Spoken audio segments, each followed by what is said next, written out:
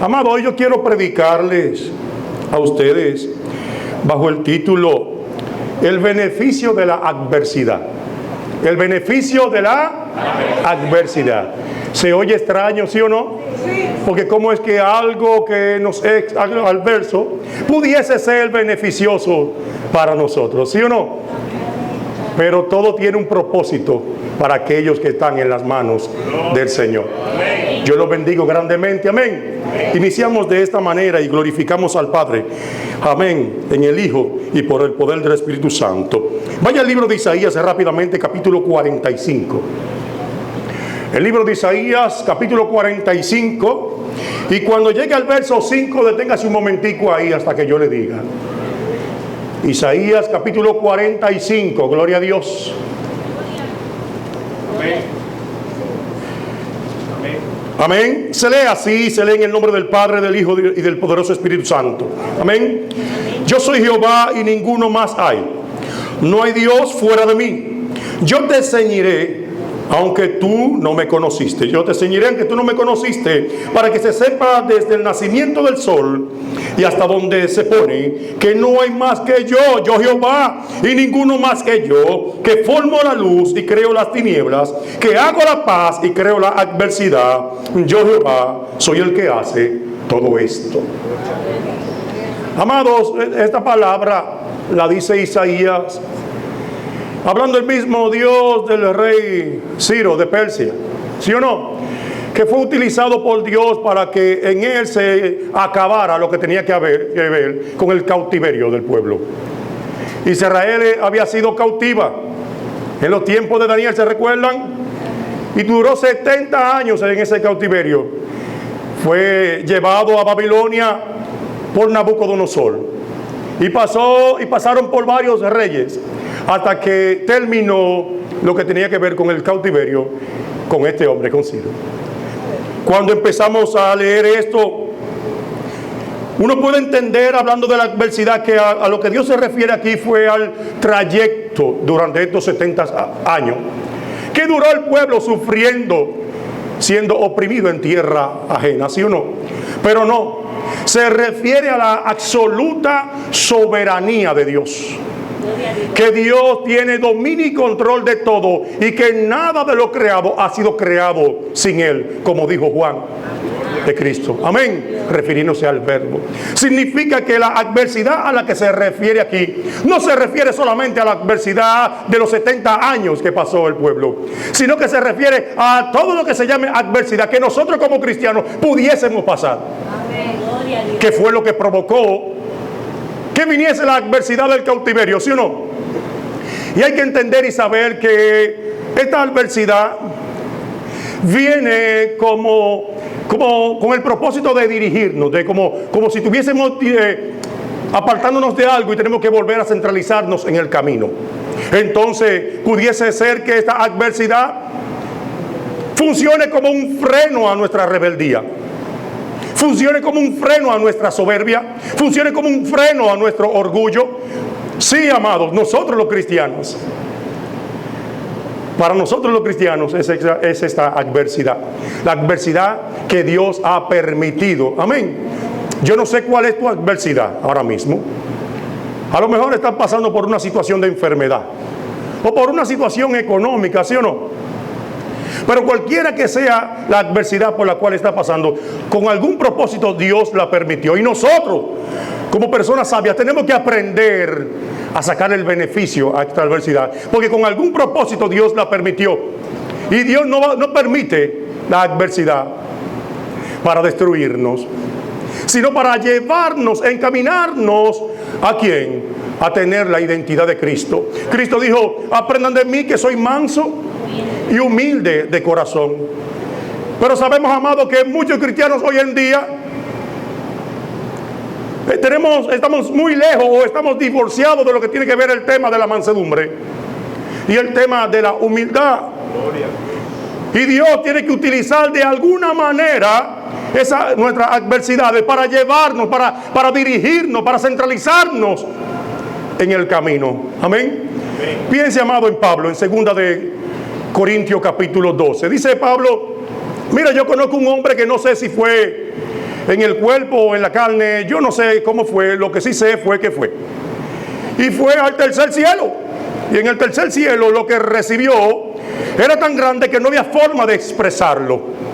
Y para que no se exaltase a causa de lo que había visto y se le había entregado, le fue dado un aguijón, un enviado del diablo, que lo atormentase, que para que no se exaltase sobremanera. ¿A qué se refiere esa exaltación? Al orgullo. ¿Por qué? Porque vemos a Pablo presentando su apostolado diciendo: escuchen, yo también soy un apóstol, aunque soy como un abortivo, pero lo soy. ¿Sí o no? Y cada vez que tú escuchas hablar a Pablo, te das cuenta de que Pablo era un hombre con un carácter fuerte, con un carácter, amado, tremendo, ¿sí o no? Entonces aquí la humildad que debe mantener Pablo, la mantiene porque hay alguien que le recuerda que debe ser humilde. Hay alguien que lo está como lastigando, atormentando. Hay alguien que le funcione de adversidad. Algunos dicen que fue una enfermedad.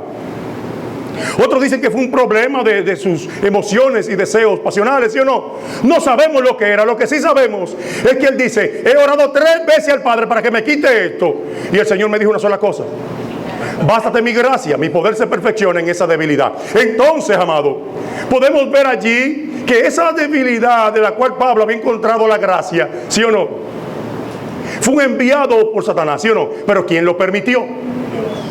Dios lo permitió, así como Dios permitió que el mismo diablo le hiciera la guerra a Job.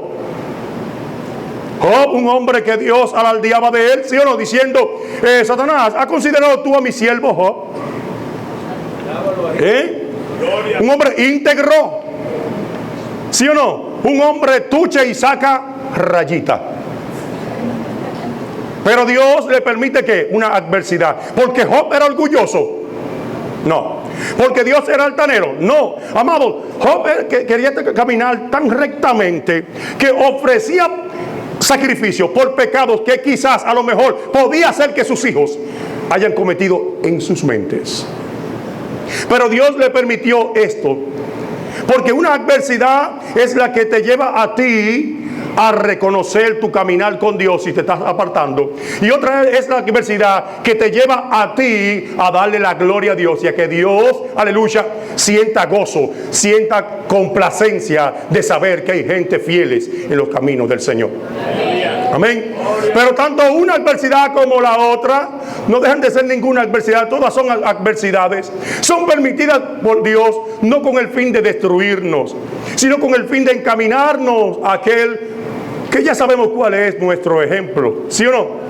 Dice Pablo que nosotros vamos siendo que transformados conforme a su imagen, y quien nos ayuda a esa transformación, que es el Espíritu. Pero cuando habla Pedro dice en primera de Pedro capítulo 1 verso 4, dice: es necesario, amado, que se gocen ahora, porque vienen tiempos muy difíciles. Vienen tiempos donde tendremos que soportar ¿qué? Aflicciones. Significa, vienen tiempos donde tenemos que soportar adversidades, ¿sí o no? Por causa de aquel que nos llamó, ¿sí o no? Porque si Cristo, siendo Cristo, amo, dueño, rey y señor de todo, vino a la tierra mostrando un ministerio desde la vituperación, siendo maltratado, siendo lacerado, siendo castigado, siendo lo que sea que haya sido el Señor, vemos a Cristo sufriéndolo desde la cruz, como dice Mel Gibson, la pasión de Cristo. Cristo no ve la adversidad, no ve la cruz como la adversidad. Cristo ve la cruz como la oportunidad de comprarnos, como la oportunidad de pagar el precio para rescatarnos, para redimirnos, para limpiarnos, para liberarnos. Así Cristo ve la cruz. Cristo no ve la cruz como la adversidad que quisieron que imponérsela a los romanos, diciendo: maldito es aquel que ha colgado ¿qué? En un madero. Cristo, a lo mejor ellos decían: sí, ellos dicen que yo voy a ser maldito, pero allí yo voy a derramar una bendición, de tal manera que una de las últimas palabras de Cristo es: consumado es. Porque todo lo que Dios me mandó a hacer, lo hice aún en medio de mi sufrimiento. Yo quiero que tú sepas que ese mismo Cristo, dice la Escritura, que aprendió obediencia por lo que padeció. ¿Por qué? Por lo que padeció. La adversidad, amado, se describe como algo desagradable. se describe como carencia de gracia, ¿sí o no? Como algo que no tiene suerte, como algo que es infortuito, pero está ahí. Y viene para hacernos la contra, porque muchas veces tenemos proyectos, muchas veces tenemos metas y queremos lograrlas. Y tomamos en cuenta todas las cosas que hay que hacer para lograr eso. Pero de repente, viene algo que no estaba en los planes. Viene algo que no estaba en nuestros planes. Porque ¿quién se dice, déjame planificar la adversidad? Voy a sentarme a planificar cómo voy a hacer, cómo voy a recibir la adversidad o cómo voy a tener la adversidad. Nadie se prepara para la adversidad. Pero la adversidad viene y hay que enfrentarla, hay que vivirla, hay que soportarla. Podemos recibir la adversidad como una enfermedad. Y esa enfermedad inclusive puede llevarnos hasta la muerte. El asunto es que para los que creen en el Señor y los que aman a Dios, todas las cosas nos ayudan a bien, porque es conforme al propósito con el cual Dios nos llamó, amados. Dios nos llamó a sufrir. No nos llamó a sufrir, pero si el sufrimiento nos hace ser mejores personas, entonces Él lo creó. Bienaventurado es. ¿Sí o no? Bienvenido es. ¿Por qué, amados? Porque muchos de nosotros vinimos aquí con caracteres muy difíciles de soportar. Vinimos aquí con ciertos grados de altanería, ¿sí o no? Y a lo mejor se nos predicó una, otra y otra vez.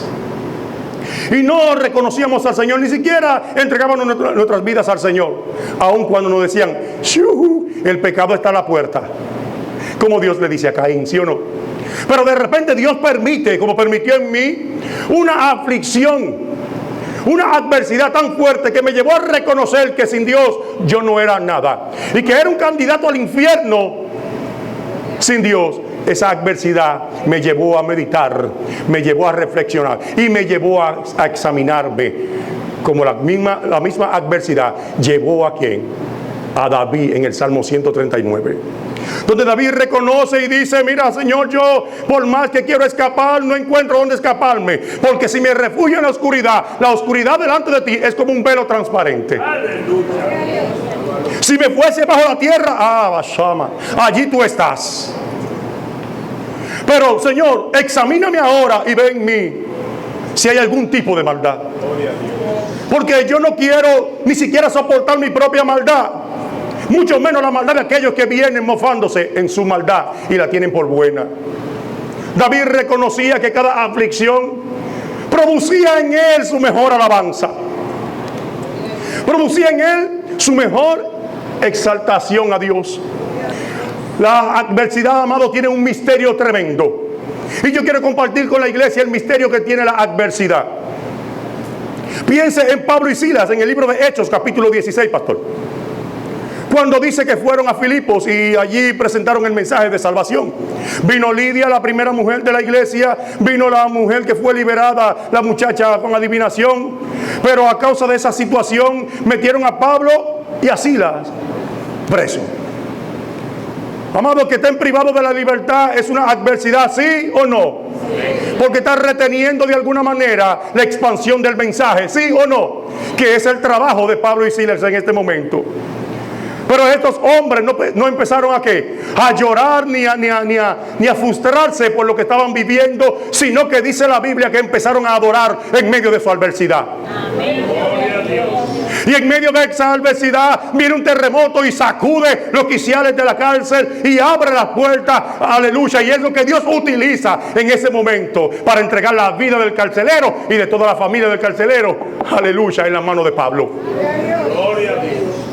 Es en medio de la adversidad, amados, que Miriam, hermana de Moisés, en el desierto empieza a danzar. Coge un pandero y cuando empieza a danzar, entonces todas las mujeres de Israel empezaron a hacer lo mismo. Empezaron a danzar en medio de ¿qué? Del desierto.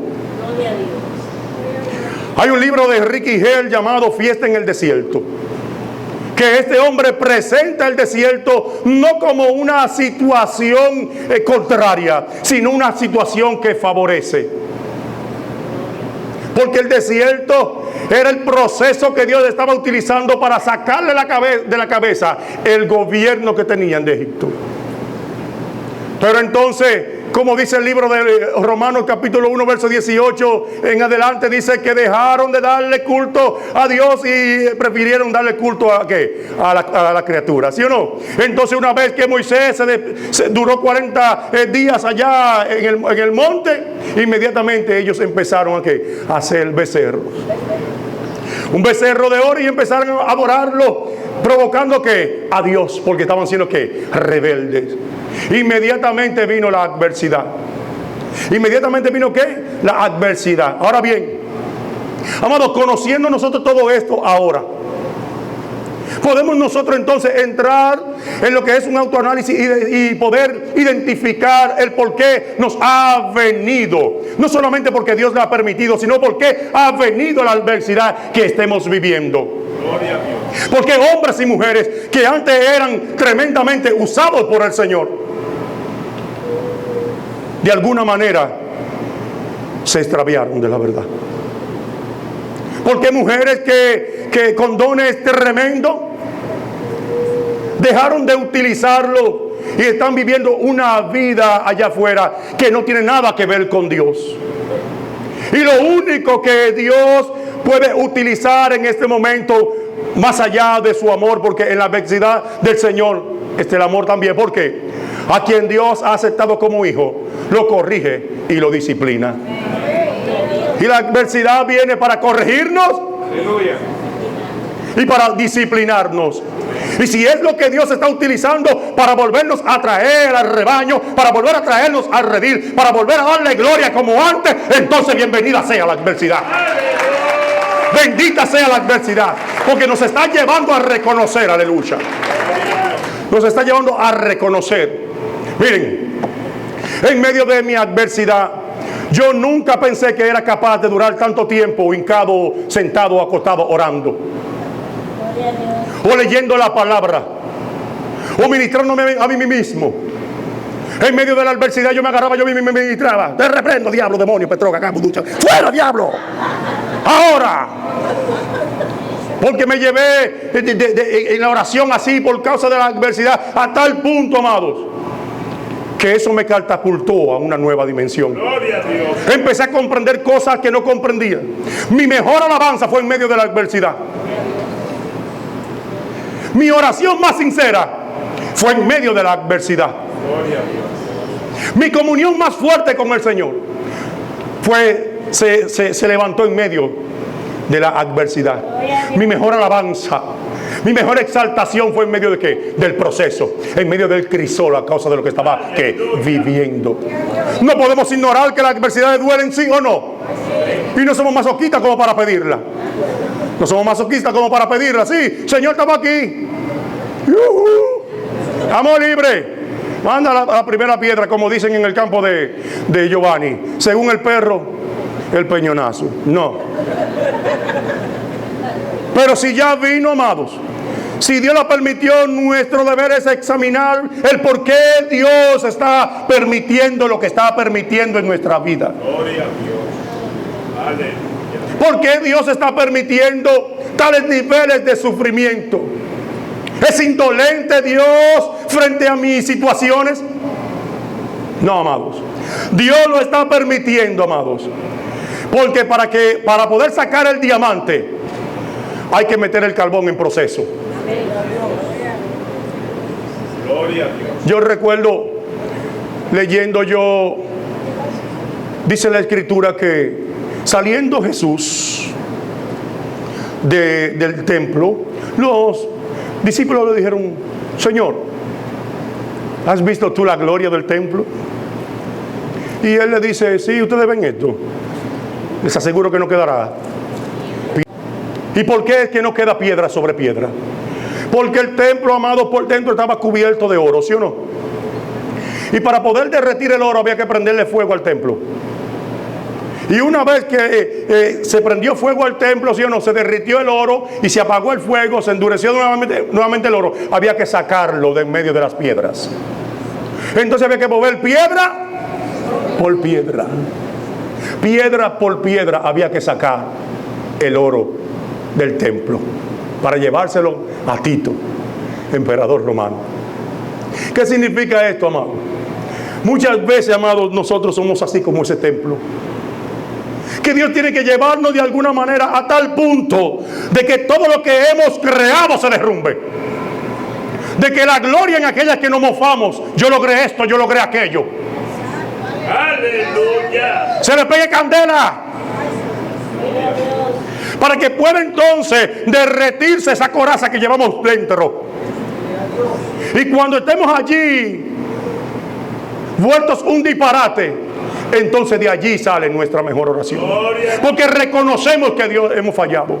Reconocemos que de alguna manera nos extraviamos. Reconocemos, miren, amado.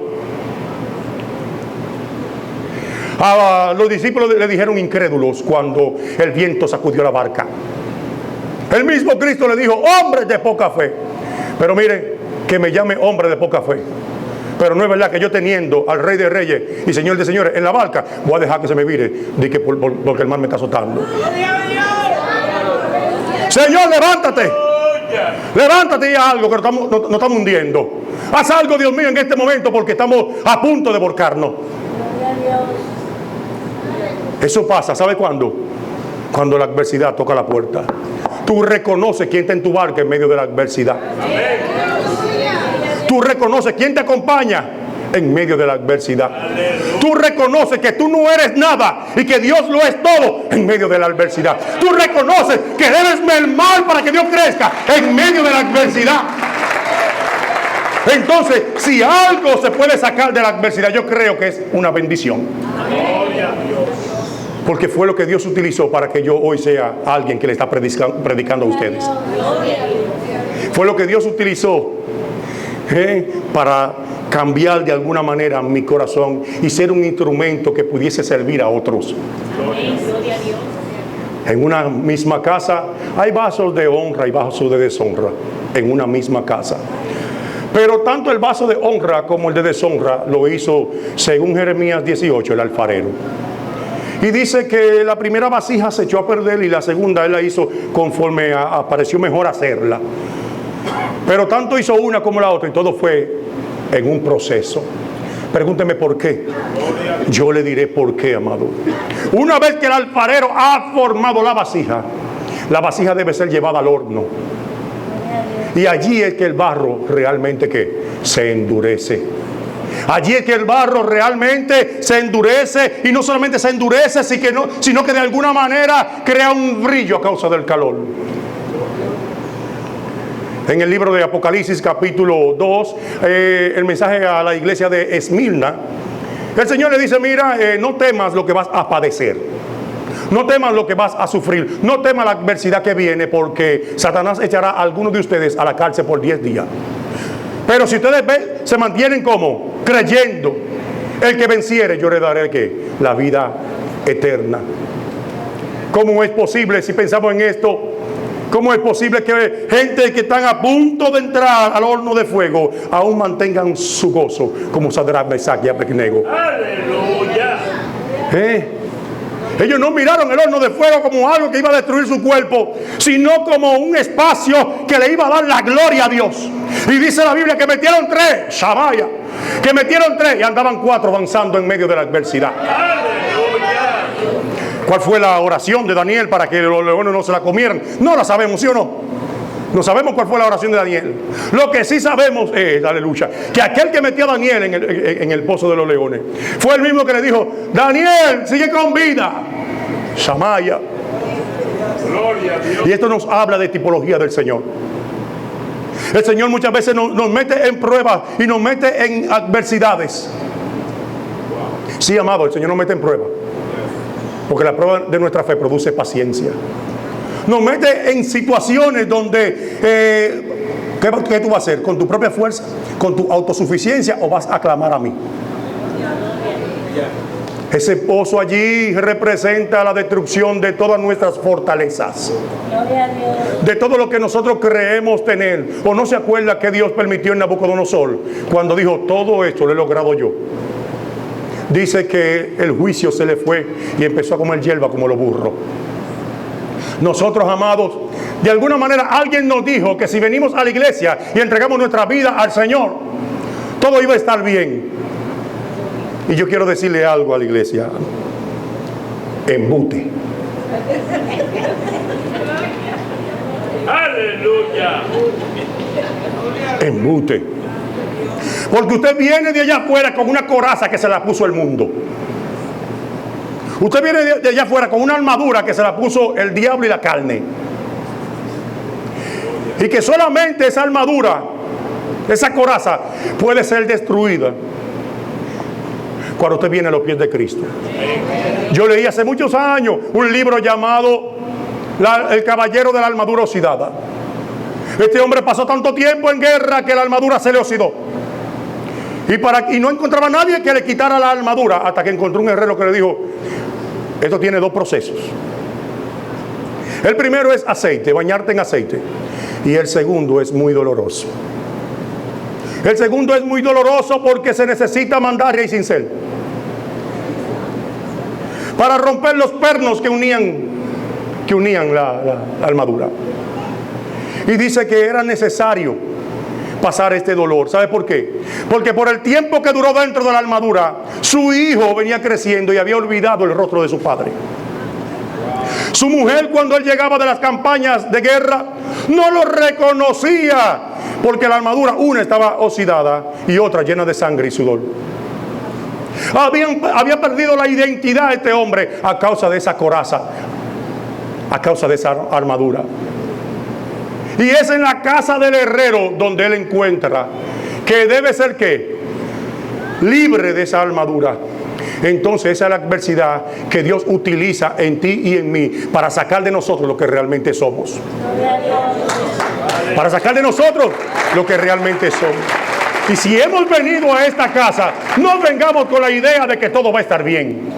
Todo va a estar bien. Todo va a estar bien. Todo va a estar bien. Hablador, mentiroso, embustero. Arrepiéntete que Cristo viene. La verdad es, amado, que si hay una escuela para sufrir es esta. Gloria a Dios. Que si algún infoté puede influir y infundir dolor, es este. Pero es un dolor que vale la pena sufrirlo. Es un dolor que vale la pena sufrirlo. Porque una vez tú lo sufres, como la mujer que al principio, cuando está a punto de dar a luz, es un dolor infernal. Aquella que han dado a luz, gracias a Dios yo no doy a luz. Es un dolor infernal. Pero una vez que tienen el muchacho en sus brazos, el gozo es tan grande por su muchacho que se han olvidado del dolor que padecieron. Así es en la adversidad una vez que tú logras beneficiarte de ella. Hay un testimonio allí. Allí está la gloria de Dios. Allí está la gloria. Romeo vino aquí, se paró ahorita y dijo: antes yo era esclavo de la deuda, ya no lo soy más. Ahora siente el gozo. Ya no se acuerda del dolor que sufría a causa de que había alguien tocándole la puerta. ¡Yuhu! Hoy estamos a 15 y a 30. ¿Tú supiste? Al principio, ninguna disciplina. Amado, es causa de gozo. Gloria a Dios, estoy siendo disciplinado. Qué chulo, qué bonito. Sí, me siento bien. Al principio, ninguna disciplina es causa de gozo, amado. Pero cuando comprendemos, entonces entendemos que era necesario. ¿Qué era qué? Necesario. Entonces las adversidades son ¿qué? Necesarias. Pero quiero decirte algo. Que el hecho de que hoy Dios te permitiera hoy una adversidad, porque vamos a ponerle algo por rebeldía, ¿sí o no? Por rebeldía. Y el año que viene Dios me permite la misma adversidad por la misma situación. Hay una situación. Por eso hay muchos cristianos hoy en día que dicen: pero yo no salgo de una. ¿Usted ha escuchado eso? Me dan con el cubo y me dan con el agua. ¿Y cómo es? Cuando no es que estoy preso, es que me andan buscando. La Biblia dice, amado, en el libro de los Salmos, capítulo 32, verso 8, dice: no sea como el burro o como el caballo sin entendimiento, que hay que poner un freno para que se acerquen a ti, porque si no, cogen la de Villadiego. Pero él dijo: sobre ti yo he fijado mis ojos y te haré entender el camino que debe andar. Yo te voy a enseñar cómo que se camina esto. Y esto hay que caminarlo así. Tuche y qué. Y saca rayita. Dice el proverbiano. Dice, mira, el azote se hizo para la espalda del necio. El azote se hizo para la espalda del necio. Dice David, cuando llegue el día del bien, disfrútalo. Pero cuando llegue la adversidad, medita. Medita el por qué vino y qué quiere Dios quitar de ti. Medita por qué vino y qué quiere Dios quitar de ti. Porque no vino por venir. No vino por qué, por venir. Vino para romper algo en ti. Vino para producir algo en ti. ¿Sabe por qué? Porque lamentablemente el caso, estamos viviendo un tiempo donde se ha ido, se ha guardado o lo vendieron el primer amor. Y ya cuando venimos a la iglesia, no venimos con los mocos y las lágrimas de antes. Señor, sé tu propicio a mí, yo pecador. No venimos así. Venimos con la intención de que si el culto empezó a las 9 y termina a las 11, pues gloria a Dios. Más tiempo tengo para disfrutar el domingo. Pero cuando tú vienes con tu mejor alabanza, porque estás pasando la de San Quintín, tú no piensas en que el reloj va corriendo. Porque cuando tú cierras los ojos allí, tú lo único que piensas es en conectarte con aquel que tiene el poder para libertarte. Eso es lo único que tú piensas, es lo único que te interesa. No te interesa de que si el hermano brinca, salta, se despatilla. No. Lo que te interesa es tu conexión con Dios. La iglesia, amados, la iglesia se expandió muchísimo cuando estuvo en medio de adversidades. Porque el Señor permitió que un hijo del diablo como Hitler se levantara y matara a 6 millones de judíos. Amados, sin esa adversidad no hubiese visto repatriación. En el 1948 dice que se reunieron todos los judíos y volvieron a formar ¿qué? Su patria, su nación. ¿Sí o no? Y a causa de todas las adversidades que Dios ha permitido para con la iglesia, siempre resulta en un gran avivamiento. Todos los grandes avivamientos de la historia fueron resultado de una adversidad muy fuerte que padeció la iglesia. Incluso aquí en República Dominicana recibimos en su momento a judíos que salían corriendo de la adversidad. Y ellos vinieron y hablaron aquí, ¿sí o no? Como también en la antigüedad. Cuando se levantó Nerón, amados, en el 64 después de Cristo, se armó la persecución masiva. Y cada vez que salían huyendo los cristianos, donde quiera que llegaban, infundían el mensaje de salvación.